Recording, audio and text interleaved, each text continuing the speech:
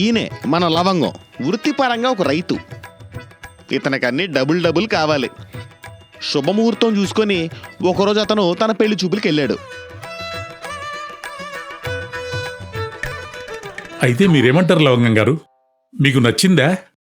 I like both అండి. ఇద్దరునా? కాదు కాదు కాదు, నేను మాట్లాడేది వీటి గురించి అండి. లడ్డు, మైసూర్ పాక్. లవంగం వివాహం జరిగిన కొన్ని రోజుల తర్వాత ఈరోజు టిఫిన్ లో ఏముందో, ఇంకా సాంబారు ఉంటే బాగుండేది.